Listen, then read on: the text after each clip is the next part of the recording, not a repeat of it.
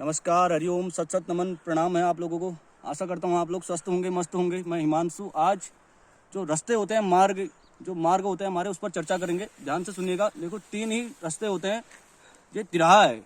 इसमें जो होता है आपका, सबसे पहले भाव मार्ग आता है, जैसे भक्ति मार्ग, भाव मार्ग। और दूसरा आपका आता है कर्म मार्ग होता है हमारा। तीसरा जो होता है आपका जो ज्ञान मार्ग होता है। ठीक, इस बारे में थोड़ी सी चर्चा करेंगे। जो भाव होता है, भाव होना बहुत जरूरी है। कोई भी मंत्र जाप करते हैं, कोई भी अगर हम किसी भी चीज़ की उपासना करते हैं, तो हमें अंदर से भाव आना जरूरी है। हम नमस्कार कहते हैं, ओम नमः शिवाय कहते हैं, कुछ भी आपने कुछ भी कहा, अपने आराध्य के प्रति कुछ भी कहा आपने, तो अंदर से भाव होना बहुत जरूरी है। तो भाव के लिए क्या है, जैसे ओम नमः शिवाय हमने कह दिया, तो अंदर से आना चाहिए प्रभु सत सत नमन। वो अंदर से फील होना बहुत जरूरी है। वो चीज़ आपको ध्यान रखनी होती है कि हम कहीं भी मंदिर में गए, बस दूर से नमस्कार कर दिया, वो चीज़ अलग है। ठीक, अगर आप 10 किलोमीटर दूर भी हैं, वहीं से भी अगर भाव से नमस्कार कहते हैं, तो वो आपका काम करता है नहीं। ये कुछ इस तरीके से है। जो प्रकृति होती है हमारी, वो दाता होती है। ठीक, तो हमें हर वो चीज़ मिलता है जो हम चीज़ अच्छी तरीके से करते हैं, अच्छी भावना से करते हैं। ठीक, तो ये भाव मार्ग है, भक्ति मार्ग जिसे कहते हैं। जैसे जाकी रही भावना, जैसी प्रभु मूर्त तीन देखी वैसी।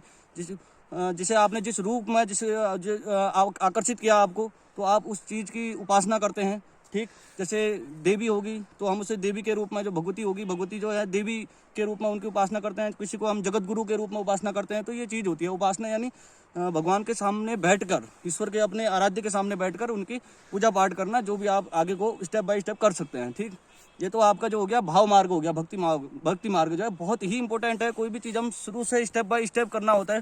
जैसे आप प्राइमरी स्कूल में जाते हैं, तो प्राइमरी में जाएंगे सबसे पहले, नहीं तो डायरेक्ट आप इंटर में नहीं जा सकते। ये चीज़ होती है, तो आप इसे इस तरीके से समझिए। दूसरा है आपका कर्म मार्ग। कर्म मार्ग में क्या होता है, जैसे आपका योगासन करना, कुंडली जागरण करना, ये चीज़ें होती हैं। जैसे पतंजलि का आपका ये है योग दर्शन है, तो उसमें आप पढ़ सकते हैं, उसमें विचार करें।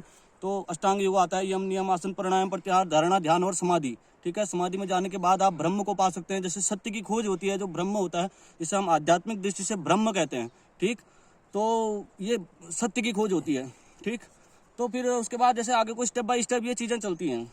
तो फिर अब जैसे हम इसको धर्म के मार्ग से कहेंगे, तो धर्म के मार्ग से क्या होता है, धर्म में अगर आप लेंगे तो ईश्वर होता है। ठीक, तो इसे इस तरीके से हम देख सकते हैं। ईश्वर यानी आप कोई खुदा कहता है, कोई ईश्वर कहता है, आप इस चीज़ को इस तरीके से देख सकते हैं। तो इसमें भी आप स्टेप बाय स्टेप अगर योगासन करते हैं, फर्स्ट में यम नियम आता है, सच बोलना, ठीक, संतोष रखना, संतुष्टि रखना, चोरी नहीं करना, हिंसा नहीं करना, कुछ ये चीज़ें होती है। आप पढ़ेंगे, इसको विचार करेंगे, तो आपको हर चीज़ों का नॉलेज इसमें हो जाता है। ठीक, तो आप स्टेप बाय स्टेप इसमें आगे बढ़ जाते हैं। तो ये बहुत ज़रूरी है, हमें कंटिन्यू कुछ ना कुछ करते रहने की। सबसे पहले मार्ग तय करना अपना बहुत ज़रूरी होता है, कि मार्ग तय करना। हमें पता ही नहीं रहता है कि हम कौन से मार्ग पे चल रहे हैं, तो वो चीज़ काम नहीं करती है। तो हम साधना करते रहते हैं और सफल नहीं हो पाती है। ठीक, तो आप आखिरी आपका जो आता है, इसमें ज्ञान मार्ग होता है। ज्ञान मार्ग में क्या होता है, आप जो वेदांत होते हैं, तो वेदांतों का श्रवण मनन निधिध्यासन, ये चीज़ें करनी होती हैं, कि उसे अपने जीवन में लागू करना होता है। कि क्या आपने सुना, क्या आपने किस चीज़ का चिंतन कर रहे हैं, उस चीज़ पे गंभीर होना पड़ता है, आदमी को बिल्कुल घुसना पड़ता है उसके अंदर, तब जाके ये चीज़ें सफल हो पाती हैं। ठीक, ये कुछ इस तरीके से हैं। तो जब तक हम मार्ग तय नहीं करेंगे, तब तक ये चीज़ें सफल नहीं हो पाती है। ठीक, बाकी तो आप जानकारी हैं, समझदार हैं, नहीं? बाकी पढ़ते रहें, विचार करते रहें इन चीज़ों पे, क्योंकि जानना जरूरी है। सबसे पहले तय करें कि आप कौन से मार्ग पे चल रहे हैं। ठीक, स्टेप बाय स्टेप हर चीज़ जो होती है, स्टेप बाय स्टेप ही होती है। एकदम से छलांग मार के कोई भी चीज़ पूरी नहीं हो पाती है। ठीक, बाकी जैसे धारणा होती है, इसमें जैसे कर्म मार्ग है, धारणा त्राटक करते हैं। ठीक है, बिंदु त्राटक होता है। शुरू में आपको किसी ऐसी चीज़ को देखना होता है, किसी मूर्ति में जिसकी आपकी श्रद्धा है, विश्वास है, तो बड़ी चीज़ को देखना होता है। फिर बिंदु में आते हैं, बिंदु के बाद फिर आप आते हैं ऐसे दिए में आते हैं। ठीक है, ज्योति त्राटक, उसके बाद फिर चंद्र सूर्य, ऐसे करके ऐसे अलग अलग स्टेप स्टेप चलते रहते हैं। आप डायरेक्ट हम सीधे सूर्य त्राटक नहीं कर पाएंगे, नहीं कर सकते हैं। इसमें क्या होता है, आंखें भी खराब हो सकती हैं। तो ये चीज़ें जो होती हैं, सबसे पहले किसी के कोई समझदार आदमी जो ज्ञानी हो, उनके पास जाएं, उनसे सवाल करें, प्रश्न करें, पूछें उनसे कि भाई ये कैसे होता है, क्या होता है, तब जाके कोई भी चीज़ शुरू करें। एकदम से ऐसी चीज़ नहीं कि कहीं पर आपने देखा, कहीं सुना और शुरू कर दिया कोई चीज़, तो वो नुकसान ही करेगी। ठीक, तो आध्यात्म की जो दृष्टि से उस चीज़ को हम देखते हैं कि ये चीज़ ऐसी होती है करके, है नहीं? बाकी आपका जो ये है, क्या कहते हैं, जो लास्ट है आपका जो ये ज्ञान मार्ग है, बहुत ही इम्पोर्टेंट जो है आपको। इसमें आप इस तरीके से इसको समझ सकते हैं। तो हमें स्टेप बाय स्टेप पढ़ने पड़ते हैं। तब शुरू में उसमें भी जो ग्रंथ होते हैं, तो एकदम से आप किसी भी चीज़ को एकदम से वेद में नहीं घुस सकते हैं।